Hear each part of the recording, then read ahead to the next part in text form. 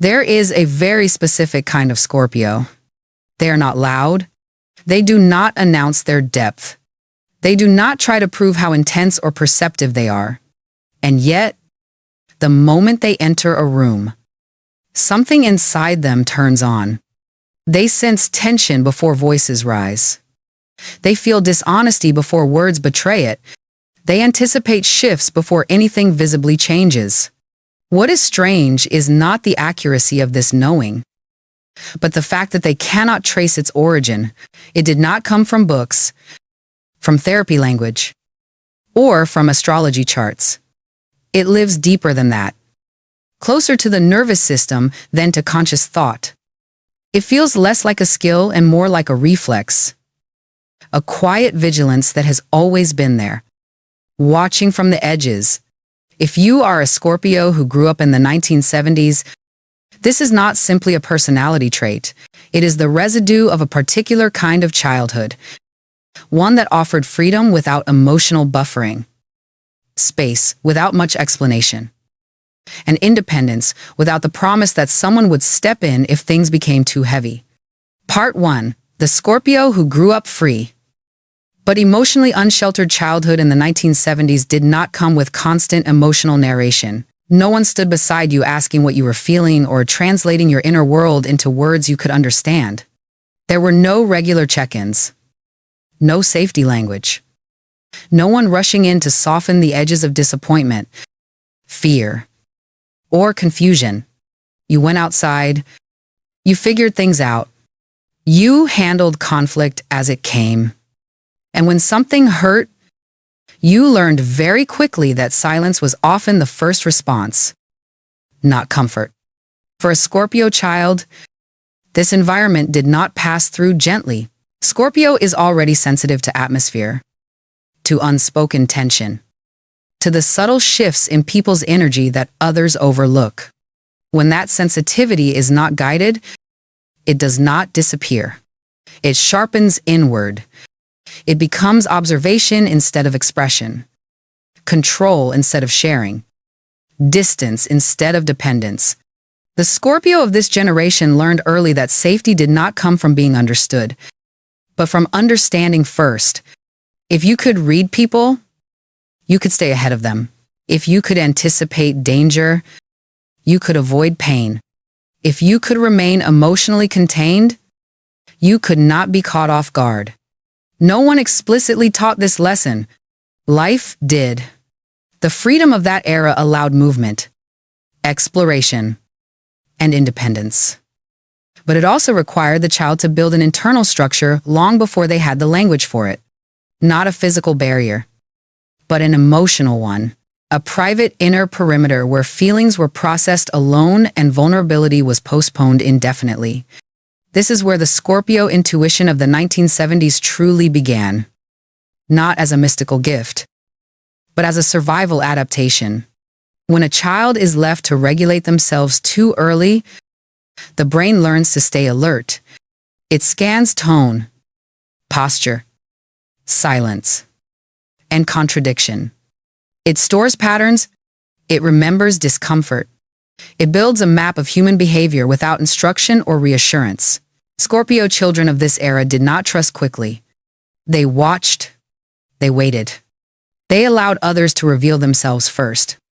From the outside, this would later be called depth, mystery, or intensity. From the inside, it was simply what felt necessary. The psychological cost appears when this mechanism never fully turns off.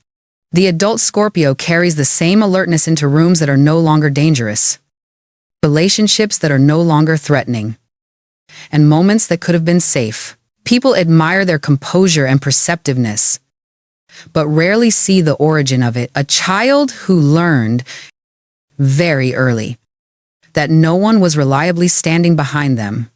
This did not make them weak. It made them capable, but it also taught them to hold a part of themselves back, untouched, unseen, and carefully protected. That hidden reserve of self is not secrecy for its own sake. It is the echo of a childhood where emotional self-reliance was not encouraged, but required. In the next part, we will explore how this constant self-monitoring sharpened Scorpio's social radar to an almost uncanny degree, and why their ability to read people so precisely is inseparable from the years they spent navigating the world without emotional supervision. Part 2. When intuition became a constant state of alertness. By the time a Scorpio who grew up in the 1970s reached adolescence, their intuition was no longer something that switched on and off. It had become a permanent background process, quietly running beneath everything they did. While other children relied on adults to signal danger, explain social dynamics, or intervene when situations felt uncomfortable, this Scorpio learned to read the room in real time, adjusting internally before anything needed to be said.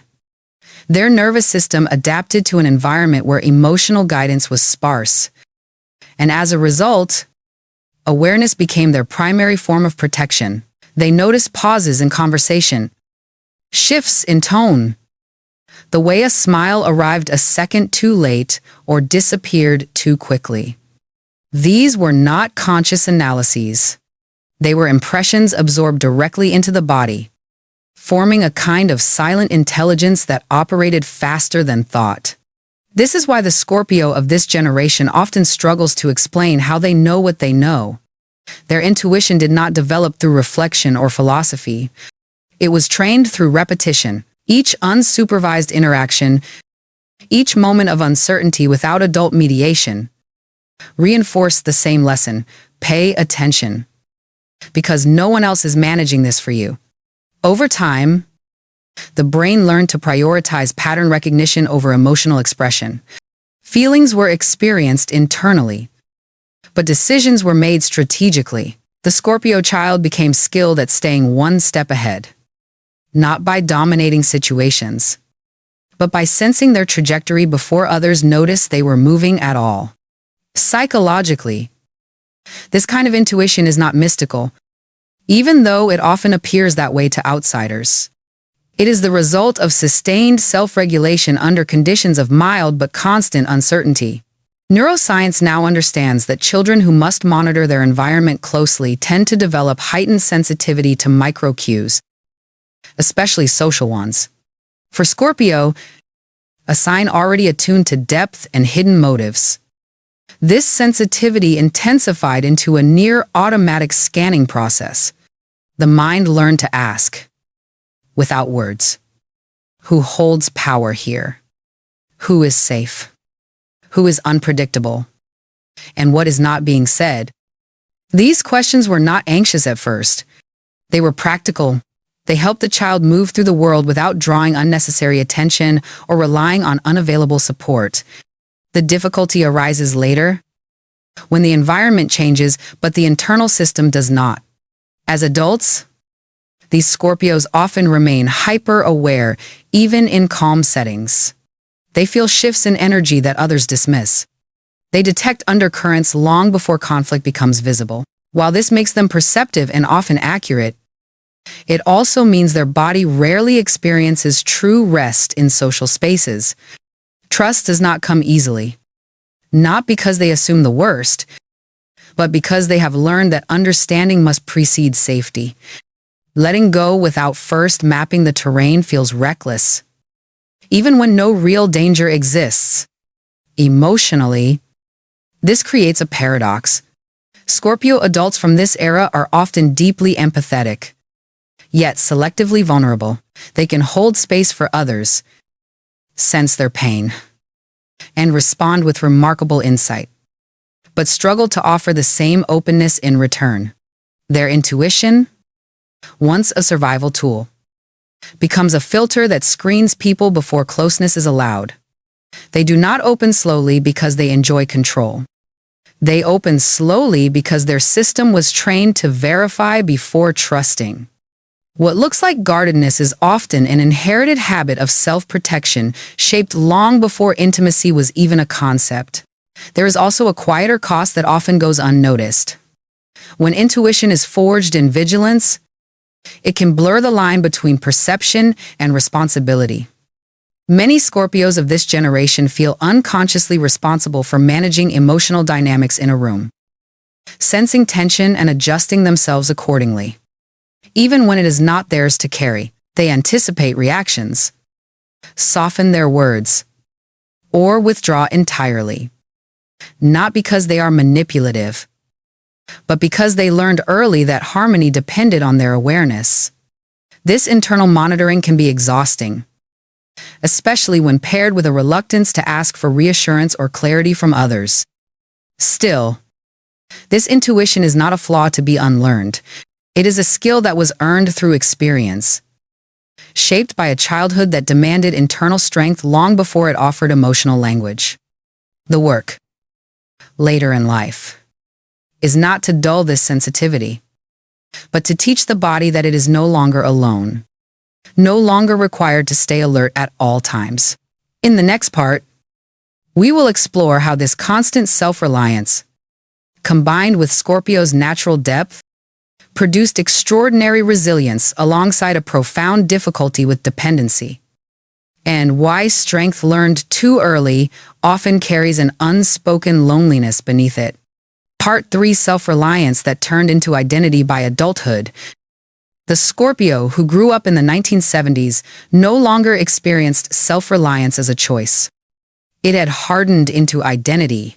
Doing things alone did not feel brave or exceptional. It felt normal, expected, almost invisible.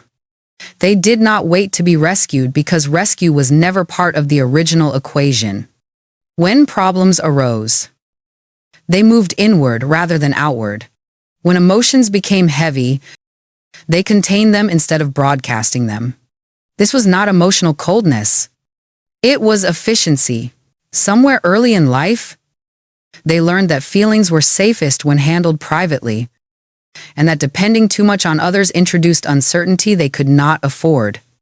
This is where Scorpio's natural intensity fused with the psychological imprint of that era. Scorpio already experiences emotion in depth, not lightly or briefly, but as something that saturates the inner world. When that depth is paired with early independence, the result is a person who feels intensely yet shows very little. The emotional current runs strong beneath the surface, but the surface itself remains controlled. Over time, this creates an adult who is remarkably steady in crisis. They do not panic easily. They do not fall apart when things go wrong. They assess, adapt, and endure. Others come to rely on them because they seem unshakable. Few realize that this steadiness was built not from support, but from repetition, from years of managing discomfort alone until it became familiar terrain. Psychologically, this pattern is often described as premature self-sufficiency. It develops when a child learns competence before they learn co-regulation. The experience of being emotionally steadied by another person. The Scorpio of this generation learned to regulate themselves without a witness. They heated their own meals, solved their own boredom, processed their own disappointments, and absorbed their own failures quietly. Each experience reinforced the belief that needing help was unnecessary at best, risky at worst.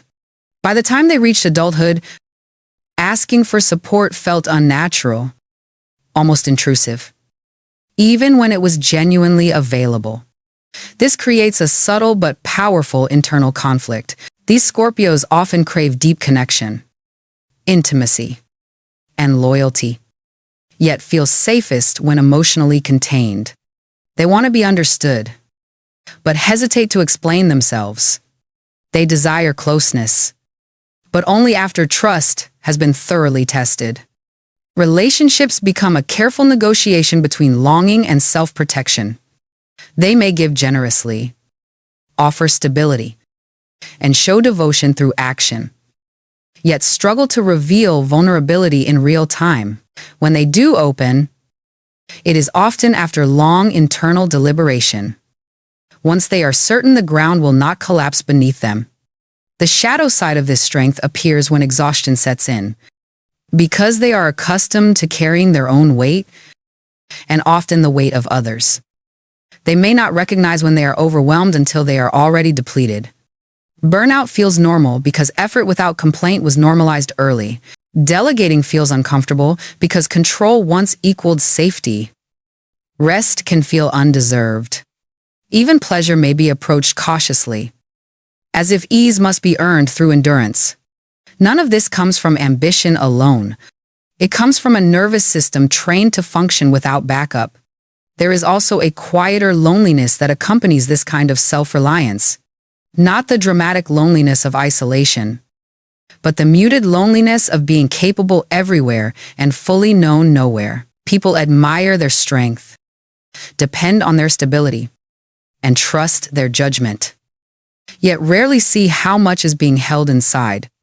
The Scorpio does not easily collapse into someone else's arms, emotionally or otherwise, because collapsing was never modeled as an option.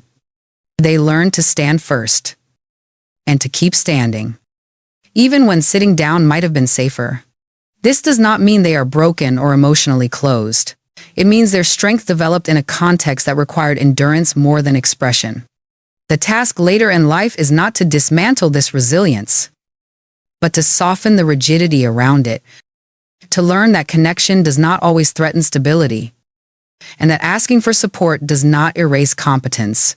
In the next part, we will examine how this deeply ingrained self-control becomes emotional armor, protecting Scorpio from harm while simultaneously limiting how much intimacy, rest, and softness they allow themselves to experience. Part 4, the armor that protected them, and the life it quietly restricted by midlife. The Scorpio, who grew up in the 1970s, often no longer remembers when the armor was first put on. It does not feel like protection anymore. It feels like skin, emotional restraint, vigilance, and self-control are so integrated into their way of being that they rarely question them. This is simply how they move through the world. They remain composed when others unravel. They withhold reaction until they have assessed every angle. They trust themselves more than circumstances, more than promises, and sometimes more than people. On the surface, this looks like strength refined to an art. Underneath, it is the continuation of a strategy learned when safety depended on not being exposed. This armor was never about domination or emotional coldness. It was about containment. As children, Scorpio learned that showing too much too soon could invite misunderstanding, dismissal, or vulnerability without protection. So they learned to seal emotion inside until it could be managed, sorted, and made safe. Over time, this internal containment became habitual. Feelings were not denied, but delayed. Pain was not ignored, but postponed. Trust was not rejected, but earned slowly and carefully. This created adults who appear grounded and unflappable, but who often experience their inner world at a distance, as if behind reinforced glass. Psychologically, this pattern is associated with hyper-independence, a state where the nervous system equates reliance with risk. The Scorpio of this generation may intellectually understand that support exists, yet emotionally feels safer assuming it does not. As a result, they take on more responsibility than necessary, remain alert even in stable situations, and keep their inner life closely guarded. Vulnerability is not avoided because it is unwanted, but because it feels untested. There is always the question, often unspoken, of whether softness will be met or mishandled. Until that question is resolved, the armor stays on. The cost of this armor is subtle but cumulative. Intimacy can feel limited, not because connection is absent, but because depth is carefully rationed. Scorpio may share insight, loyalty, and presence, yet hold back the parts of themselves that feel most tender or unresolved. They may listen deeply to others while revealing little in return. Over time, this imbalance can create relationships where they are relied upon but not fully known. They become the stable point in other people's lives while privately feeling unseen, even when surrounded by closeness.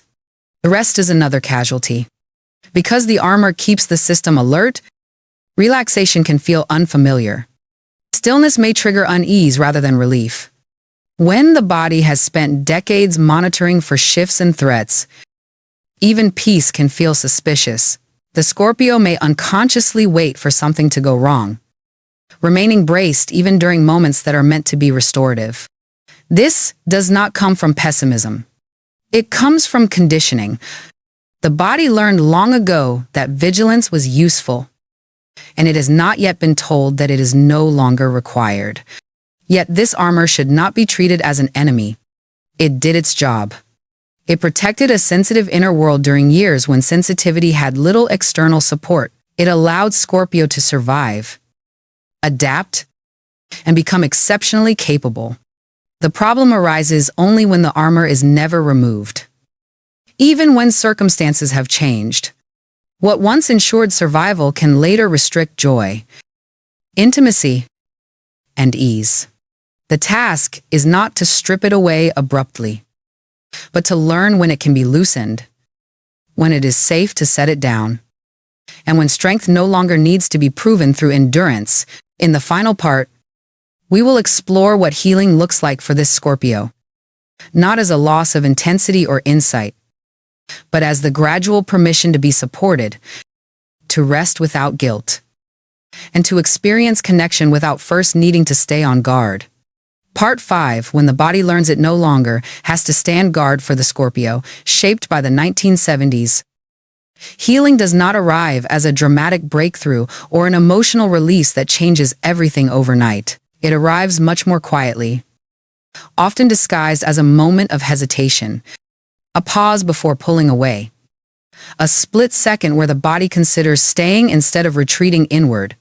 This is because their transformation does not happen at the level of belief. They already know, intellectually, that not every situation is dangerous and not every relationship requires vigilance. What must change is deeper than thought. It lives in the nervous system that learned, very early, that safety depended on awareness and control. Healing begins when that system slowly learns a new truth that presence does not always require defense, and closeness does not automatically lead to loss.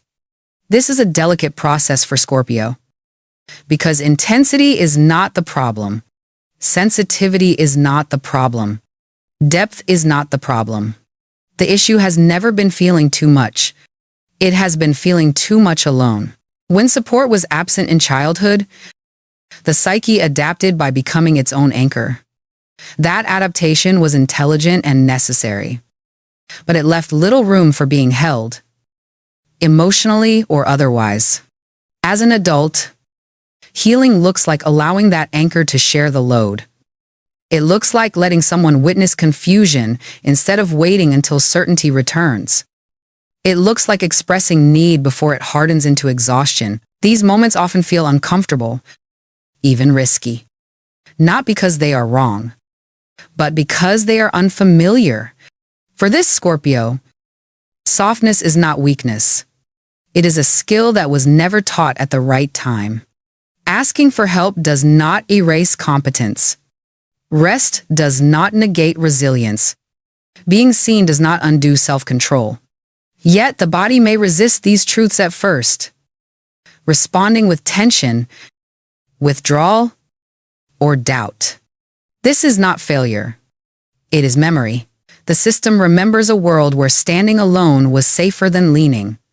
Healing, then, is not about forcing openness, but about practicing safety in small, repeatable ways until the body recognizes that the environment has changed. As this happens, something subtle but profound shifts. The Scorpio's intuition remains sharp, but it no longer needs to scan constantly. Their depth remains intact, but it no longer has to be guarded at all costs. Strength becomes quieter, less performative, less tied to endurance. They begin to distinguish between real threat and emotional habit, between intuition and vigilance, between solitude as refuge and solitude as default. This distinction brings relief, not because they become less Scorpio, but because they finally inhabit their intensity without being consumed by it. Relationships change as well. When armor loosens, even slightly, connection deepens without effort. Scorpio no longer has to manage emotional space for everyone in the room. They can receive as much as they give. They can be known without being diminished. This does not mean they become open to everyone. Discernment remains a core strength. What changes is the belief that closeness must always be earned through time, testing, and restraint.